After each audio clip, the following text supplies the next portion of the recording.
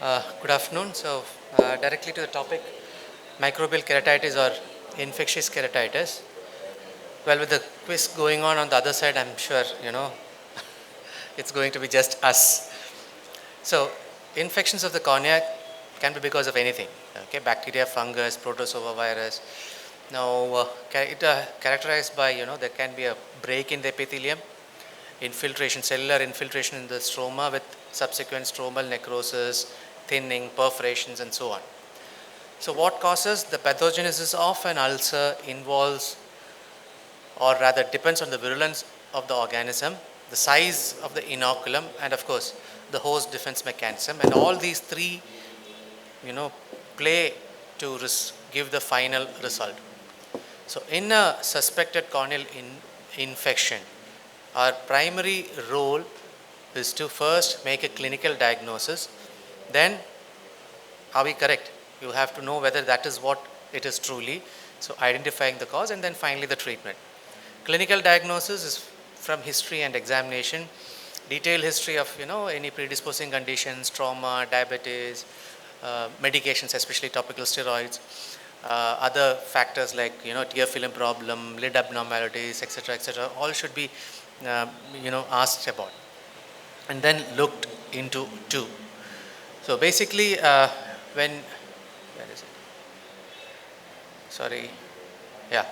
So bacterial, as you know, can be gram positive and gram negative organisms. As all of you know, that gram negative infections are fulminant because they cause a lot of stromal necrosis, rapidly progressive. On the other hand, gram positive infection may not be that bad. You can have very localized infiltrate with severe surrounding reaction, AC reaction, but then the necrosis and the progress may not be as fast or as bad as in the gram negative. Again, bacterial can be rapidly evolving or slow indolent ulcers, like because of especially mycobacteria, nocardia, and so on. Fungal, well, it is very commonly known that most of the cases there will be some kind of predisposing history of trauma or with vegetable matter, probably defect, steroid use, and so. And clinical features, I don't have to tell you, most of you know what it is. There will be defect in ulceration. The edges of the ulcer will be irregular with kind of feathery margins. In case of the base of the ulcer may look very dry in comparison to bacterial, where bacterial you have coagulative necrosis, here not so. So acanthamoeba, again, difficult to identify clinically, but then the small points that helps you to suspect is very symptomatic, painful, then ring ulcer, radial keratoneuritis, and so on. Microsporidia, again, usually epithelial, rarely stromal. Stromal is a surgical disease which needs to be treated. Adenoviral, won't go into the details, but then subepithelial round infiltrates, post-conjunctivitis. Zoster, simplex infections are a different entity altogether, which is beyond the scope of our discussion here. So the next step, once clinically you have an idea, you do microbiology workup. Absolutely essential for almost all ulcers, and some of them probably you may get away without doing them, especially ulcers in the periphery with less than 2 millimeter in size and probably a very less AC reaction. You can probably start broad spectrum antibiotics. Other options are corneal biopsy, AC tap if there is a deep infiltrate. Even non-invasive is confocal microscopy, not available everywhere. Treatment goals is to eliminate the causative agent, suppress the inflammatory response, restore the normal structure and function, and adjunctive therapy to make the patient comfortable. Antimicrobial therapy is what is required. First start. Most of the cases are outpatient management. Rarely, if you want, you can think about inpatient if it is a one-night patient, fulminant infection, central infection, threatened perforation or perforation, and the patient is not able to commute, and of course, lack of compliance. What do you start initially? Antimicrobials, bacterials. You can think about single agent fluoroquinolone, or what we generally prefer is a combination of a cephalosporin with aminoglycoside.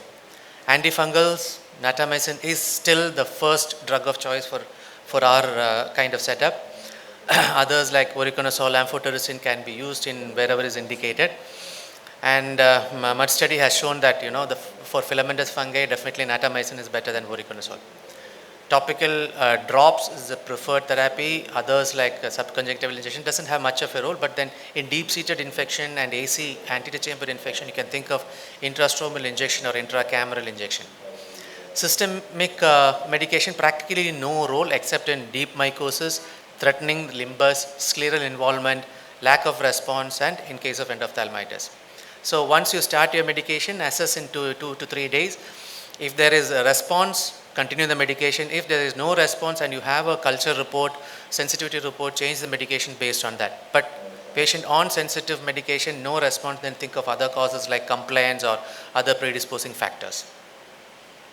Then once you have a response in 48 to 72 hours, you reduce the dose from half hourly, 1 hourly, make it 2 hourly. If it is bacterial, then you can change from fortified to commercially available preparation. And by tapering, we mean till 4 times a day, and you don't taper antibiotics 3, 2, 1 and stop it. That is a good media for resistance. So once you reach 4 times, maintain at that for a week or so and then stop it. So for inflammation, steroids is what is indicated, but never use it if you don't have a microbiology diagnosis and only in bacterial ulcer. Bacterial ulcer on sensitive antibiotics, after you have got very definitive response like healing or scarring, you can think of steroids to reduce the inflammation and probably reduce the amount of scarring. Contraindication in case of fungal impending perforations. Well, uncontrolled, you have to think of surgical options like a therapeutic penetrating keratoplasty, but almost always follows trial of topical medication. Surgically, to facilitate diagnosis, scraping, as mentioned, you can pass a suture, biopsy, paracentesis. If there is a thick plaque, like in fungal, you can remove a layer of the stroma, which will reduce the fungal load. Thinning perforation, you can think of tissue adhesives or therapeutic or tectonic grafts. Adjunctive cycloplegic analgesics, if there is high IOP lowering agents.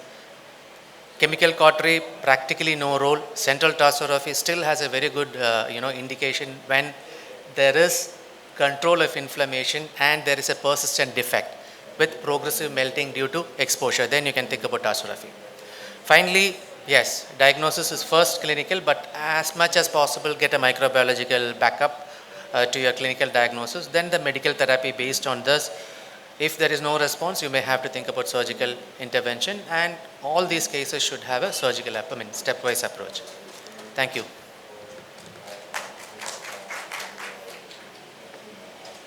That was a nice talk. Any questions? Anybody wants to ask?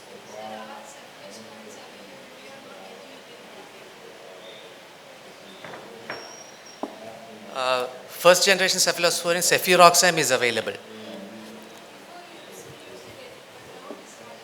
Cefuroxime is still available, cephalexin is not available. So for all cases, we are starting with vancomycin. It's definitely an option, but probably it's an overkill because that's a reserve drug we would like to keep. Cefuroxime is available. I'm using it regularly. Which brand, sir? We are not getting. I really don't know. It's given from the pharmacy, so I can check and let you know. Okay, sir. In herpes zoster ophthalmicus patients, viral keratitis or keratouveitis, how you give oral antivirals?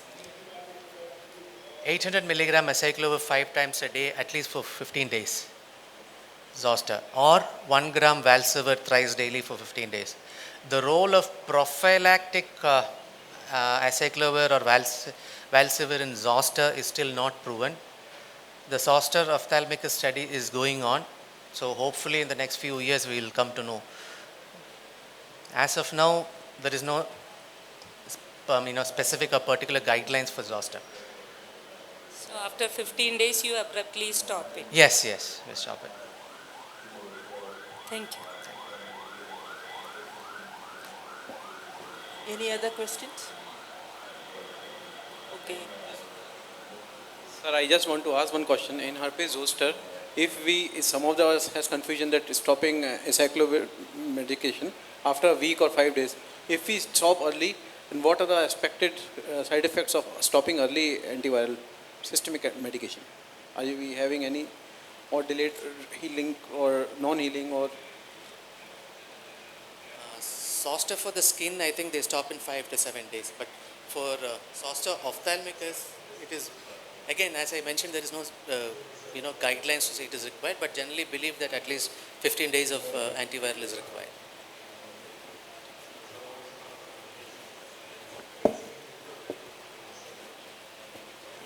Any other question? Then shall we go to the next topic? The next speaker is Dr. Anubhav Goyal. He will be speaking on endophthalmitis. He is a consultant in Giridhara Institute, vitreoretinal consultant, and he takes care of the ROP session also. Over to you, Dr. Anubhav.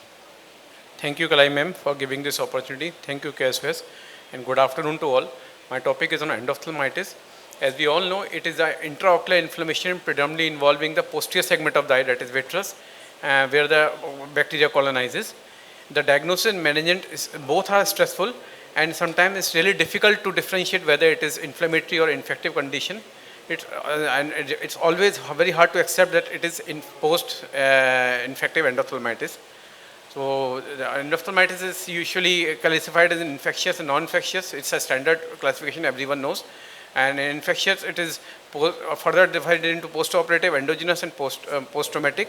Post-operative is acute, subacute, and chronic.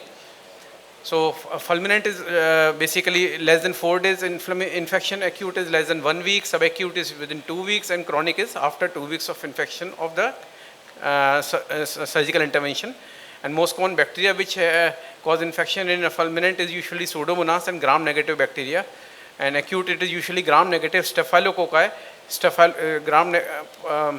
coagulous-negative staphylococci. Streptococci is the second most common causative agent in acute. P. acnes is in subacute and chronic. So cataract surgery is still since it's the most common procedure done, it's a chance of endophthalmitis, percentage of endophthalmitis is still highest in cataract surgery, though the incidences have reduced from 10% to 0.01% from 1800s till now. So the basic protocol of when you see endophthalmitis, the basic protocol what we should keep in mind and how we should proceed is when you should suspect endophthalmitis, how will you reach to an early diagnosis, what are the initial steps of management, and when is surgical intervention indicated. These are common questions which come to everyone's minds when we are dealing with endophthalmitis. So how to differentiate it from inflammation, it's a second question. So these are three inflammatory conditions, which mimic endophthalmitis. One is TARS, other is post-operative inflammation or uveitis, and third is endophthalmitis. Both will have immediate post-operative, will have immediate post-operative defective vision. The basic difference will be in endophthalmitis, it will be the painful red eye with sudden decrease in vision, and in post-operative inflammation, it will not be painful, it will not be red, but it will be, and the inflammation will be in post-op uveitis, inflammation will be in only anterior segment. In endophthalmitis, it will be mainly involving posterior segment with some involvement of anterior segment. In TARS, it will be mainly corneal involvement with dense haziness, dense corneal haziness, limbal to limbal, increase in IOP. And in TARS and post-operative uveitis, classically there will not be any congestion. So it is a very characteristic thing which is helpful in differentiating endophthalmitis from other uveitis or TARS. There will not be any inflammation. TARS, it will be very high IOP, and TARS and post-op uveitis will respond very well to steroids, but endophthalmitis worsens with steroid. So we have to have an alert before starting steroid and confirm the diagnosis. So this is I have already told. After in post-op uveitis, steroids, once you start steroids, it responds very nicely within a week or very early. TARS also responds. This is an example of TARS which is showing very significant improvement immediately after high dose of topical steroids in 4 weeks. So when will you suspect post-operative endophthalmitis? You have to see the ocular adnexa and the ocular surface very carefully on slit lamp examination to rule out any postoperative, unusually increased postoperative inflammation, to see any wound leak, any suture abscess, any vitreous incarceration in the wound, or eroding skull sutures, to see any other sign. The main, the classical thing which will be in redness is it will be periphlebitis. Retinal congestion will be the main diagnostic sign in endophthalmitis. A detailed visual acuity evaluation, slit lamp examination has to be done in all the cases, along with fundus examination to see the media clarity in the posterior segment. And detailed SLE will show us the abnormality in the ocular surface and corneal adnexa. And in ophthalmoscopy, if possible, if the media is clear, you have to do. Most of the time, it is not very clear, and the view is usually hazy, as since along with posterior segment, anterior segment is also involved. So if it is hazy, you have to do B scan, ultrasound, to see it will show the dense vitreous echoes along with thickened retinochoroidal complex, RCS, and treating this scenario is really tough. So EVS study was the first landmark study which showed that patient with having vision more than hand movement, vitreous step, intravitreal antibiotics were good, and vision less than hand movement, vitrectomy was indicated along with intravitreal antibiotics. But now, as a gold standard rule, if possible, we prefer to do primary vitrectomy along with vitreous biopsy and intravitreal antibiotics, since if you do vitrectomy and do initial core debulking, it will result in better results post-op in long run. So this is again the slide which shows that coagulase negative staphylococcus is the most common post-operative infection after cataract surgery. Second most common is streptococcus, which is also responsible in endophthalmitis secondary to intravitreal antibiotics. So the main thing which we have to follow is, the first step which we have to follow is hand hygiene, hand asepsis, to prevent, all these are preventive measures for endophthalmitis. Other measures are preoperative antibiotic prophylaxis and other antiseptic measures preoperatively, intraoperatively, and careful preoperative evaluation. Every time before surgical intervention, ocular adnexa has to be examined to rule out any other adjacent infection.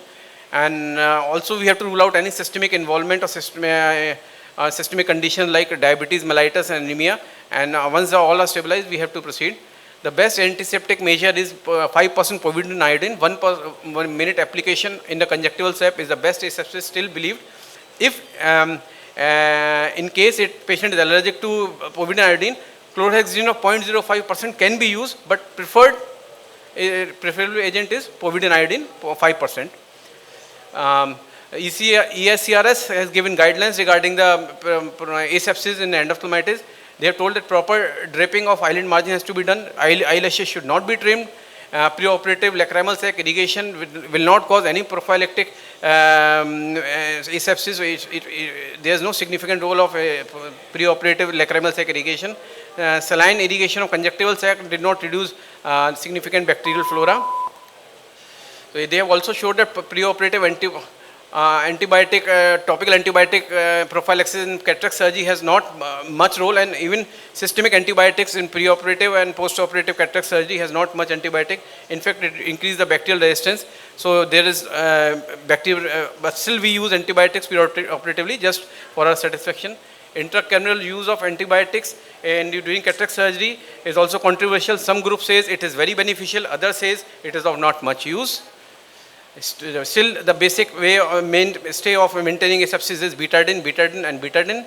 Do not panic, and don't make the patient panic when you see a patient antibiotic endophthalmitis. Give bad news slowly. Don't immediately open the news to the patient, otherwise patient will be in panic. Contact your VR surgeon and make sure your medical indemnity dues are also covered. That is very important. The most common antibiotic agents which we use in our practice nowadays still preferred is vancomycin for gram positive, ceftazidime for gram negative, voriconazole for fungal infection, and in multiple drug resistance, intravitreal imipenem can be used.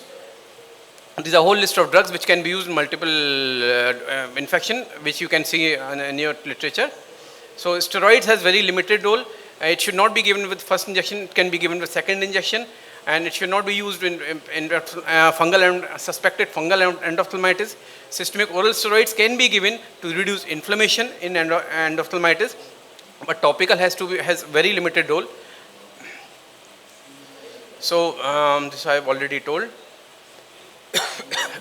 first injection after first injection, second injection can be considered after confirming the culture reports within 48 hours, and multiple injection more than 3 has to be avoided since they are very high chance of retinal toxicity, especially if you are using gentamicin, amikacin intravitreally. So nowadays nobody uses this in these two antibiotic agents.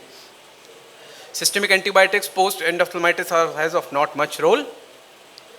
So we have to do, once we show the patient, AC tap if possible, best is vitreous tap and vitrectomy as a gold standard. If media is clear, you have to do it as a primary intervention, otherwise at least vitreous biopsy.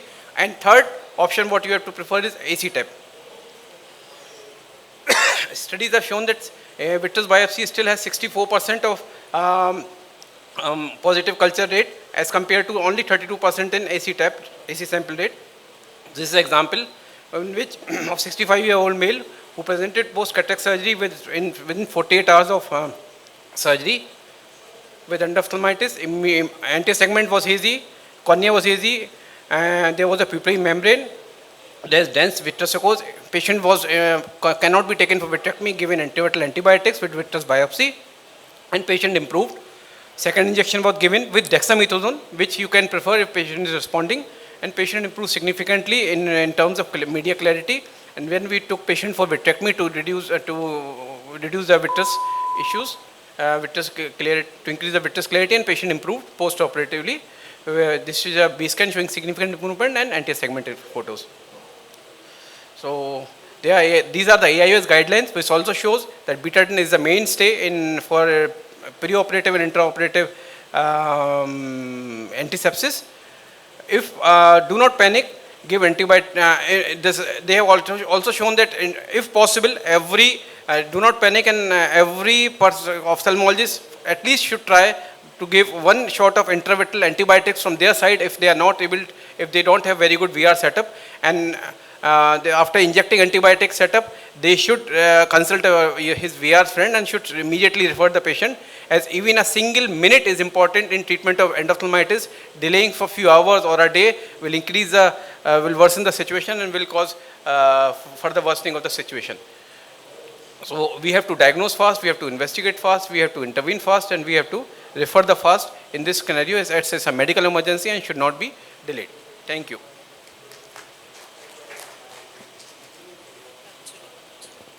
Thank you, Dr. Anubhav. Any questions from the audience?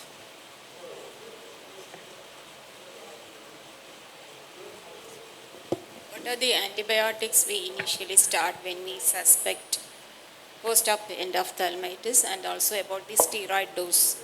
Pardon, ma'am, can you repeat? Steroid dose, any modification in the steroid dose? Ma'am, usually we don't prefer steroid, intravitreal and steroid. Post-op endophthalmitis. Post-op endophthalmitis, we usually don't prefer to give steroids with first dose of intravitreal antibiotics. If patient shows little response after first dose of antibiotics, we usually give steroids with second dose only, with starting of topical steroids only if the cornea is clear and if it is not fungal endophthalmitis, to reduce topical inflammation. Systemic steroids can be started to augment the improvement, but it should not be started in fungal. Fungal is endophthalmitis contraindicated, steroids are contraindicated. Which needle you use for vitreous tap? Is it 30 gauge needle? Or Pardon? which needle you use for vitreous Usually we use 30 gauge needle through pars plana route to give intravitreal antibiotics. tap? But Vitreous tap. vitreous tap usually we are using with vitreous cutter needle. Vitreous tap we are not taking through needles. Only biopsy. Yeah, only biopsy. Vitreous tap is by biopsy only. AC tap we are taking by needles. Sir, how many re-injections will you consider for endophthalmitis? So till now maximum I have given 3 antibiotics, but with Venco and Cefta, amikacin, gentamicin are really toxic to macula, should be avoided even with first injection. If patient is showing good response, second can be tried. If patient is not showing good response, you can give till 3. But if patient is not responding in 3, then he will not respond, and unfortunately such eyes goes into phthisis. Okay, how do you measure the response, sir? Usually this it will take time to clear, no? No, Visual but then acuity- 48 hours you will see some response in terms of AC, media AC clarity, AC reaction, hypopyon reaction, pupillary membrane. Might not be that much significant response in posterior segment changes, but some changes you will see clinically, both in terms of anterior segment and B scan echoes. Okay. If you see improvement, then will you give add steroid with the second injection? Yeah, if we are seeing minimal improvement, we are adding dexamethasone especially, because dexamethasone, it acts as a bolus. It immediately gives a peak of anti-inflammatory dose for 2 days, 48 hours, and then goes down. So that 2 days is more than enough to reduce the inflammation intraocularly, and antibiotics is taken care. Improvement means already the first dose has started acting. So second dose anyway will augment, and steroid is to reduce the inflammation intraocularly. Will you consider antibiotics, 2 antibiotics plus antifungal in any conditions? First injection? Clinically, if you are not suspecting antifungal, you can give all the 3. There is no harm in giving. All these are very safe. But if you are not suspecting antifungal, better to restrict to antibiotics only. If you are suspecting, you can give all the 3. And it is always better, if possible, if you are suspecting, even with minimal suspicion, at least both the antibiotics can be given from your side, from the from the general ophthalmologist side, and you can refer to your VR friend immediately. There is no harm, there is no side effect of Venco plus Cefta, 1 dose, even with a minimal suspicion of endophthalmitis. Okay, Vanco, Cefta and voriconazole. Voriconazole don't give with the first dose if you are not sure. At least Venco Cefta you can give. Even with the, I have seen some eyes who has came as a suspicion of endophthalmitis, and doctor, our colleague, fellow colleague, junior colleague, has given antibiotics suspicion of endo. It was post-operative inflammation only. Eyes have responded well. There was no side effect of antibiotic, and patient is doing well. So you can give in minimal suspicion of endophthalmitis also. You can actually give antibiotics, at least Venco Cefta from your side. Thank you, thank you. Sir. When do you suspect fungal infection then? Usually fungal will not be in an immediate period. It will be delayed, first of all. This will be the first indication. It will not be that much inflamed. It will be more of posterior segmental involvement, will be of AC will not be that much involved. Initially, a lot of people will start anti-inflammatories. It might reduce minimally, but then it will recur very periodically. Sir, management of propionibacterium endo. Is there any role for intracameral injection? For P. acnes. Propionibacterium endo. Propionibacteria best is, it's basically invades the capsule. So the best thing is to do lensectomy with complete capsule removal. But if we initially have tried doing a posterior capsulotomy and injecting antibiotics in the bag also. But the best is still removing lens with the bag, total bag.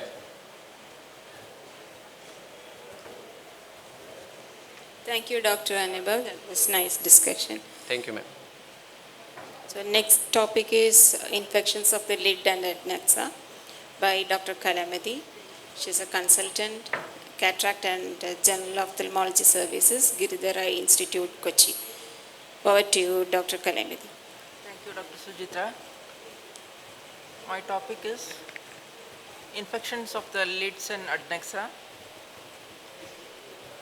As you all know, this is the lacrimal apparatus.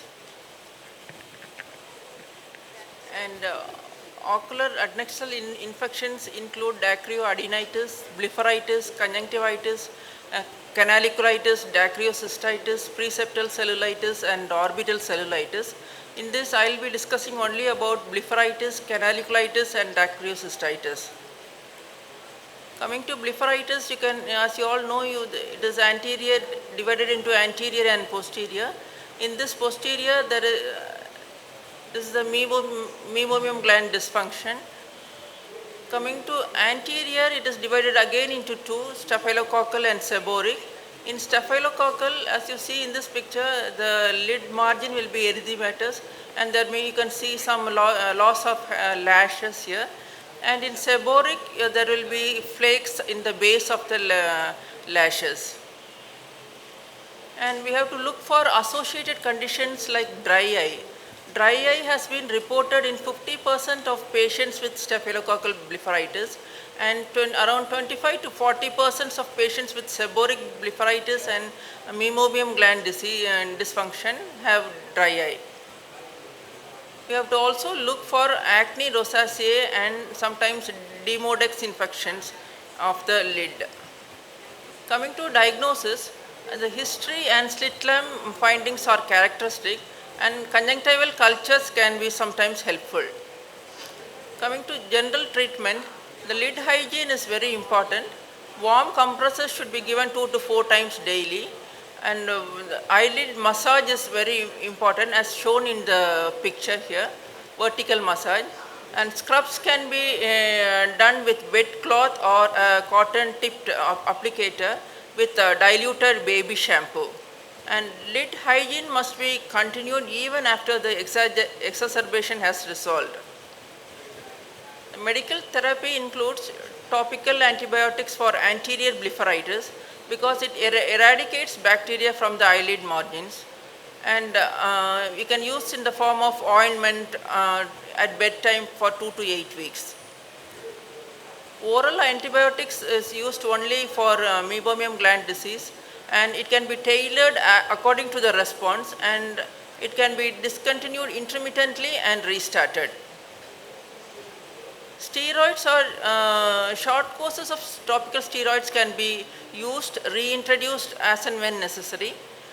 Site-specific steroids like loteprednol can be used, and steroids with limited ocular penetration such as fluoromethalone also can be used. Topical cyclosporin 0.05% should be used in cases which are not responding to steroids, and artificial tears when used more than 4 times should be preservative free. And we have to check the demodex infestation, and if it is present, lid scrubs with tea tree oil should be used. The prognosis is good, and its exacerbations and remissions are frequent, and eyelid margin scarring is rare, and visual loss is also rare, but it can occur if there is superficial keratopathy, corneal neovascularization and ulceration. And if the blepharitis continues for a long time, we have to suspect malignancy. Coming to the canaliculitis, it's an infection of the canaliculi. It's uncommon, it's more prevalent in females and occurs after the age of 40. And canaliculitis is usually primary or due to infected punctal plug. It is usually unilateral, and punctal pouting as shown in this picture will be seen with mucopurulent conjunctivitis, swelling, erythema and tenderness of the lid margin will be there, and 25% of the canaliculitis will have lacrimal stones. And on pressure of the canaliculi, that will express that lacrimal stones out of the punctum. The diagnosis is history and clinical examinations. There will be history of chronic discharge and conjunctivitis refractory to treatment, and there will be discharge from punctal pressure. The difference between canaliculitis and dacryocystitis is that in canaliculitis the lacrimal outflow system is patent to irrigation. The most common pathogen in canaliculitis is Actinomyces israeli, but usually infection is polymicrobial and is common after intracanalicular plugs after 3 years. Treatment is conservative and usually managed with topical medications. If symptoms recur, canaliculotomy procedure should be done, and the infected material along with the punctal plug if present should be removed. Canaliculotomy is an incision of the canaliculus along the lid margin, and the infected things are removed. Prognosis is good. Without canaliculotomy, with the presence of stones, recurrence is common, and complications are scarring and dysfunction of the canaliculus.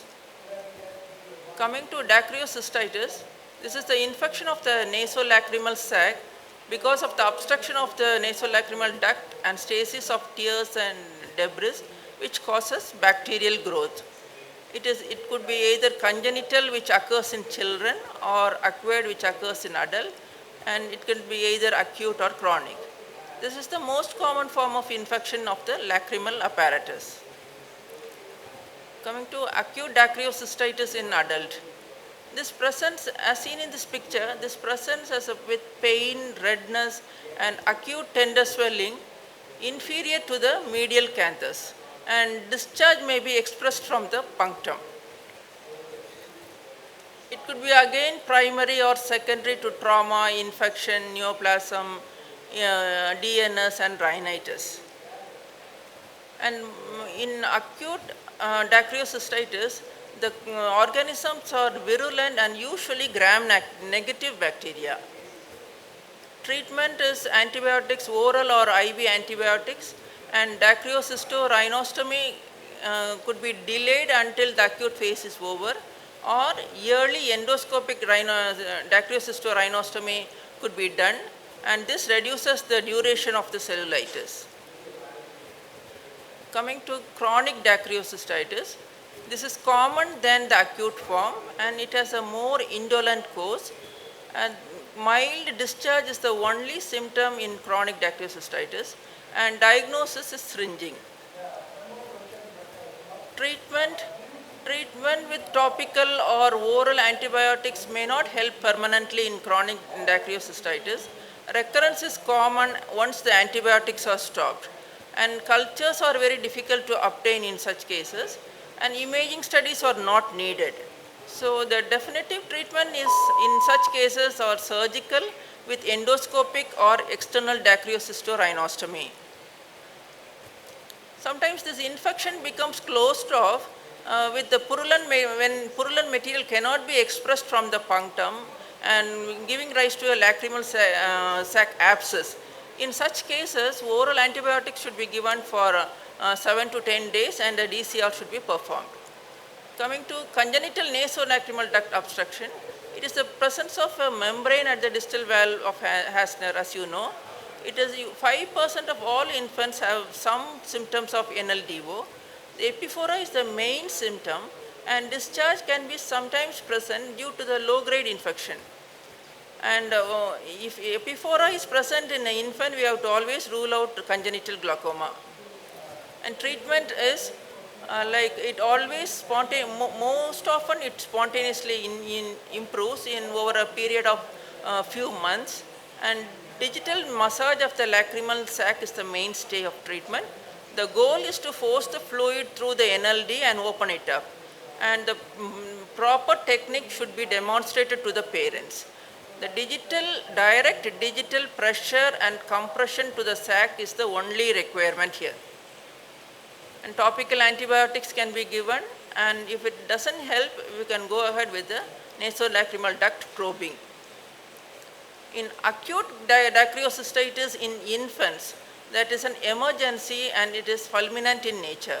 It can lead to orbital cellulitis, superior ophthalmic vein thrombosis, meningitis, and it could be even life-threatening.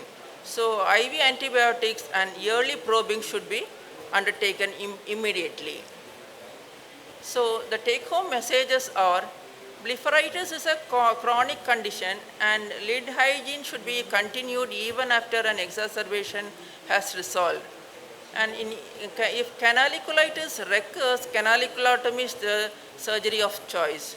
And yearly endoscopic DCR is safe and reduces the duration of cellulitis in acute dacryocystitis. And the definitive treatment of chronic dacryocystitis is surgical, that is endoscopic or external DCR. And acute dacryocystitis in infants is an emergency. Thank you.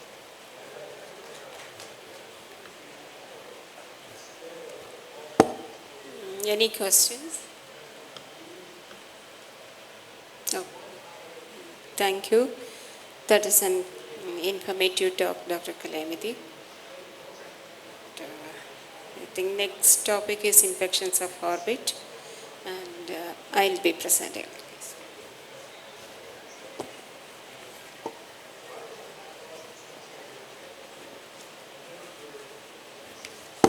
Dr. Sujitra is a professor in Amrita Institute of Medical Science in the Department of Oculoplasty. Over to you, Sujitra. Very good evening. Thank you, Dr. KALAIMATHI, for including me in this session. So, orbital cellulitis is an vision-threatening and potentially life-threatening infection requiring prompt evaluation and treatment. So, I will be going through few cases which I come across in Amartya Institute. So, 28-year-old male presented with eye pain, severe eye pain, headache, and restriction of ocular movements. And from the emergency department, they started intravenous ceftriaxone and sent him for MRI and MRV, suspecting orbital cellulitis and cavernous sinus thrombosis. So in the MRI and MRV, we can see there is infections, the inflammations, and here there is thrombosis.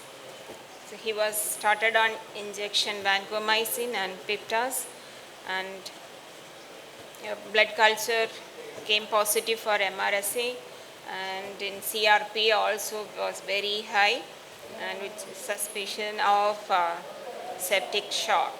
Okay. So he was continued on intravenous antibiotics, and hence vancomycin is renal toxic.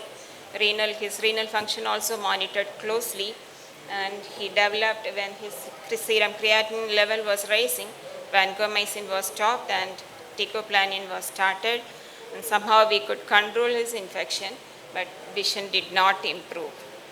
And the second case also, 23-year-old lady, she was 5 days postpartum period and presented with pain and swelling. And when we examined, the vision was PL negative, and she was having orbital cellulitis. But she was given broad spectrum antibiotics at the by the gynecologist. And when in our hospital we started piptide injections, then she was closely examined. Then we, by the dentist, diagnosed infected tooth, and which was extracted, and antibiotics was continued, and we could control the infection, but vision did not improve. So this shows the importance of vigilant management in orbital cellulitis. We should intervene early, and we should closely follow to save vision and to prevent spread of infection. Coming to third case, here again 55-year-old male presented with symptoms of orbital cellulitis. He was initially treated in outside hospital. He presented with lid swelling. Then he was started on oral antibiotic, but his infection was progressing. He developed pain on ocular movements. Then they referred as case of orbital cellulitis. And when we did CT scan, his sinuses was free, and we can see that enhancing our fat stranding in the orbit. Then we started him on intravenous vancomycin and piptas, and the infection got controlled. He improved symptomatically. Then he was changed to oral antibiotic and discharged, and his vision was preserved. Coming to fourth case, again 49-year-old lady presented with symptoms of orbital cellulitis, and immediately we started her on injection vancomycin and piptas. Then we did imaging. The infection is mainly in the anterior part, and we could control the infection and preserve vision. Then after 2 days, she was shifted to oral antibiotics and discharged. And again, third case, again presented with symptoms of orbital cellulitis and started on IV antibiotics. And again, in imaging, we can see the inflammation is mainly in the anterior part, and he also improved very well.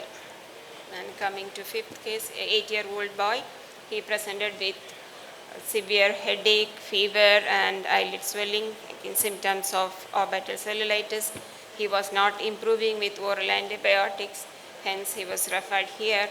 Then CT scan revealed sinusitis and subperiosteal abscess in the medial wall of orbit. So endoscopic sinus surgery and drainage of orbital abscess was done. He was continued, given injection augmentin and ceftriaxone for 2 days, and his inflammation improved significantly and shifted to oral antibiotics and discharged. Here again we could preserve his vision. Coming to this patient, she's a 9-year-old girl presented with history of painful swelling and pain around the eye and fever for 1 week duration. Again, she was initially treated with oral antibiotic outside. Since she was not showing any improvement, referred here. Then again we started IV antibiotic, that is ceftriaxone and vancomycin. And in CT scan we can see the right side, the sinuses is involved and the periocular area is also involved. Then the endoscopic sinus surgery and the abscess drainage was done and continued on antibiotics, but her fever and the inflammation persisted. Hence again we repeated MRI. There again we can see there is abscess and there is a track of abscess from the root. So dental examination was done and there was a infected tooth which was removed and following, and the pus culture came as Gamilla morbillorum, which is sensitive to the antibiotic which we gave, but she improved significantly after tooth extraction. So whenever the improvement is not as expected, then we need to reevaluate, we have to repeat imaging and then manage. Coming to this patient, again 60-year-old male presented with swelling in the upper eyelid. On clinical examination it appears as lid abscess, but in imaging it is extending into the orbit above the superior LPS, that is levator palpebrae superioris. We drained the abscess and sent for pus culture and sensitivity, and the culture came positive for this pseudomyelin. This bacteria is known to cause abscess in other part of body, and many a time it is misdiagnosed as tuberculosis. Like this patient, again he was on ATT. So after getting this culture report, his anti-tuberculous treatment was stopped and we evaluated him for to rule out abscess in other part of body and continued antibiotics. And this bacteria requires antibiotic for longer period, at least for 1 or 2 months. So he improved clinically and symptomatically. So coming to fungal infection, so whenever any patient presents with orbital symptoms and if their blood sugar is not under control, if they are immunocompromised, we have to suspect fungal infection, and usually the infection spreads from sinus.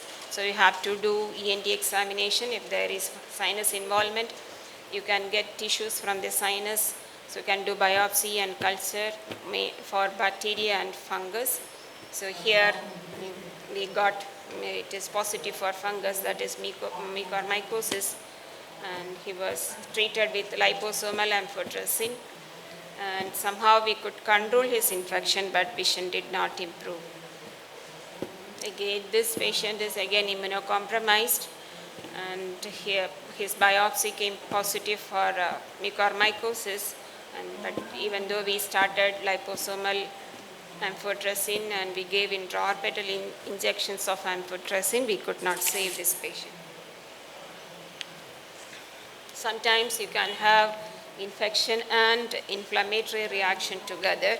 So in this patient again, he was diagnosed case of fungal sinusitis. He presented with severe headache and loss of vision in one eye and decreased vision in other eye. Since the microbiological test was positive for fungus, antifungal agent was continued and repeat fist surgery also again showed zygomyces, and he was added oral posaconazole and continued on amphotericin, but he was not improving, and his vision in the other eye was deteriorating. So we repeated imaging, and we again that MRI shows progression of lesion, and the biopsy from sphenoid sinus shows fungal granuloma without vascular invasion, which is suggestive of fungal infection superimposed on vaginous granulomatosis. So he was continued on oral posaconazole, and oral steroid was started, and methotrexate also was added after consulting rheumatologist, and his vision started improving. So slowly the oral steroid was stopped, and he was switched over to cyclophosphamide. So when the improvement is not as expected, we should revise our evaluation to get to the correct diagnosis. So whenever we see any periocular infection, we have to first examine carefully if there is no orbital sign. If the infection is only in the preseptal area, we can treat with broad spectrum oral antibiotics, and we have to observe them closely for improvement or worsening. And if there is orbital signs, then again we have to immediately start on intravenous antibiotics, and if you suspect dental infection, you can start Metrogel also, and you have to get ENT and dental examination to rule out sinus infection and dental infection, because these three dental infections and sinus infections are the most common cause for orbital cellulitis. If the patient is immunocompromised, we have to suspect fungal infection, and we have to closely observe for improvement. If there is a significant improvement, then we can change to oral antibiotics, and that oral antibiotic has to be continued for 2 to 4 weeks, and patient can be discharged. If there is moderate improvement, we can think of starting oral steroids, but we should be following the patient, observing the patient very closely. If there is no improvement or worsening, we have to repeat imaging or biomicrobiological examination or biopsy to get the correct diagnosis and manage accordingly. Thank you. Thank you, Dr. Sujitra. Any questions for Dr. Sujitra?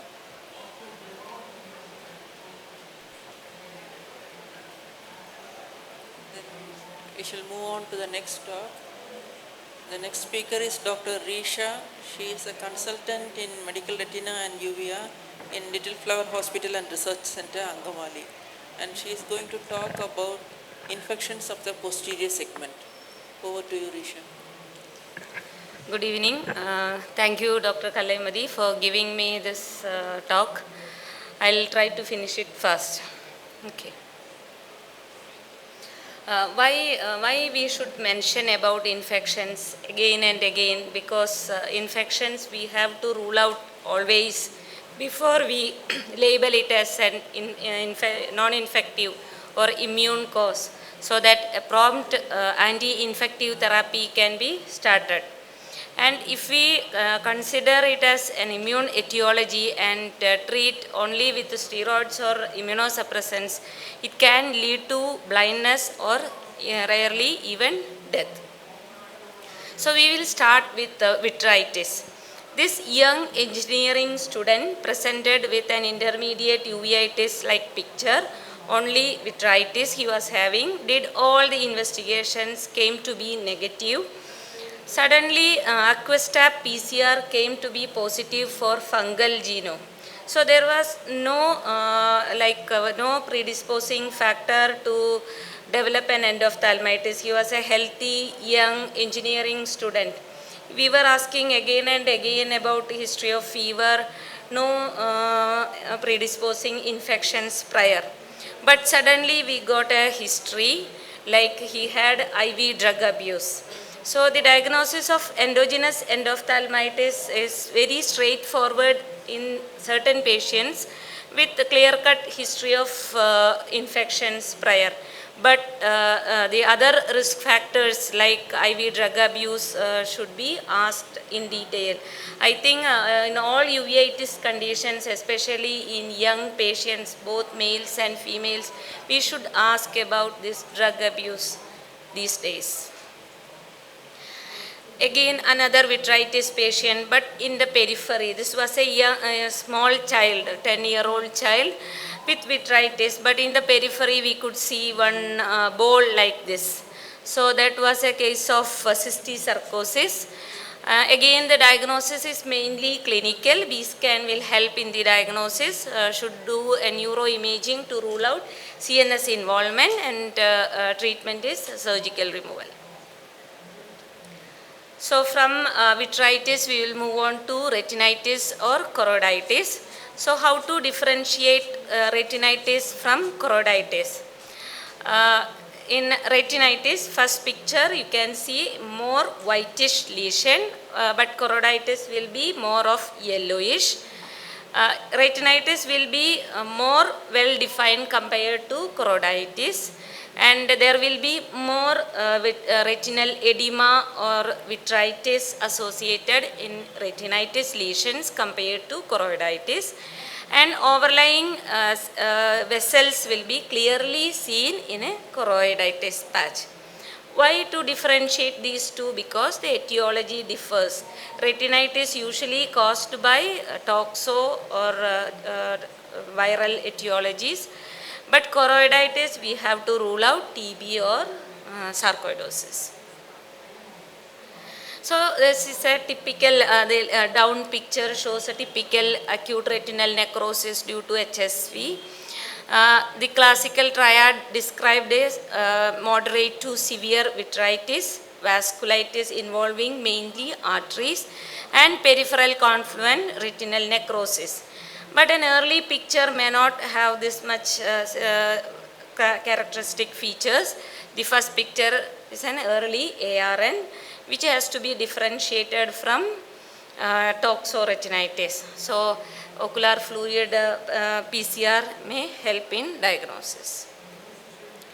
ARN may be due to varicella zoster virus. Again, almost similar picture.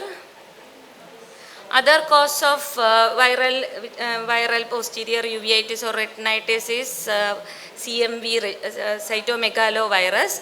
Again, the right side picture is characteristic pizza pie appearance seen in an HIV patient. But the left side picture is vaginous granulomatosis, chronic immunosuppression patient presenting as a CMV retinitis. So we should think about CMV in chronic immunosuppression patients also. Nowadays we see lots of post-viral posterior segment involvement as retinitis, vasculitis, and disc edema.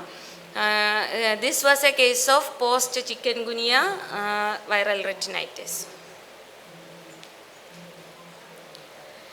Now, from retinitis, we will move on to retinochoroiditis, inflammation of both retina and choroid. This was a young girl, initially presented with an intermediate uveitis-like picture, but in the supranasal mid-periphery, we could see a toxoactive lesion. So, examination of fundus, including periphery, is a must in uveitis management. Toxo can have a typical picture as seen before, or as a subtle change of reactivation with a previous large scar, or with a clear-cut reactivation of a previous scar, or with vasculitis like chyleriasis arteriolitis, or as a neuroretinitis. So we should suspect toxo in all these pictures. Again, diagnosis is mainly clinical.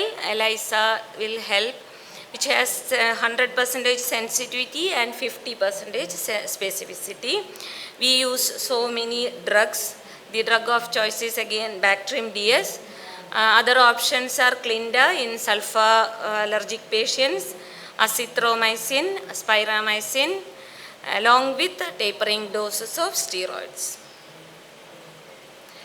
Okay, next come to chorioretinitis, typical picture seen in syphilis, as small white retinal precipitate described as ground glass appearance. Although syphilis can mimic any type of uveitis. VDRL and TPHA both should be done to rule out syphilis etiology.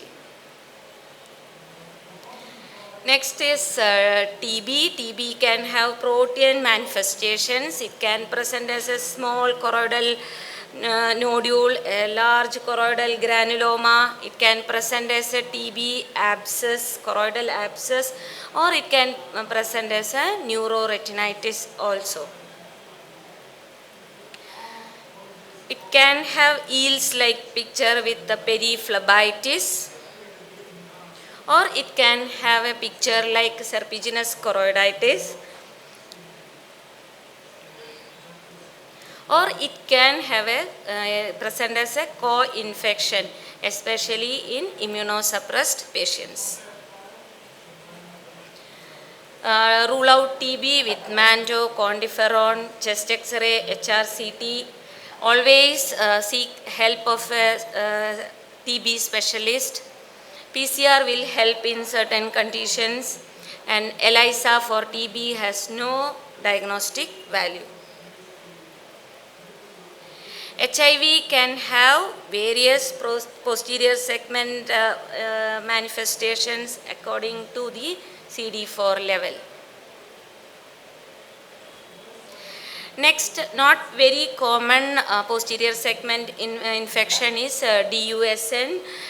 Here we will see lots of crops of retinitis lesions arranged in a peculiar pattern with multiple levels of healing. Some lesions will be active and some will be healed with RPE changes, disc edema and vasculitis. Toxocara usually seen in young patients. Common manifestation is a healed toxocara granuloma in the periphery. Some patients may present in the active stage also with active inflammation, and some patients may present with the RD also. Only active stage needs treatment. Now, serpiginous-like choroiditis seen more in younger patients with more vitritis. The picture won't be as classical as a serpiginous choroiditis. Like peripapillary area need not be involved, and it won't be like a continuous spread as seen in a serpiginous choroiditis. And these patients will have more vitritis and more rapid progression, usually due to tuberculosis. And always rule out non-uveitic conditions, like this patient was referred as a choroiditis, but FFA shows multifocal CSR. So how to investigate? There are 3 views, like complete battery of uveitis tests in all patients. No lab investigations, depend only on clinical judgment, but the best is selective, thoughtful approach and tailored lab investigations. And goal of treatment is early and adequate antibiotic therapy along with the control of inflammation with steroids or other steroid sparing agents. And always think about infections whenever you treat an inflammatory uveitis not responding to your steroids or immunosuppressive therapy. Thank you. Thank you, Dr. Risha. Any questions? If there are no questions, then we come to the end of this instruction course. And thank you all for attending this course. Thank you very much.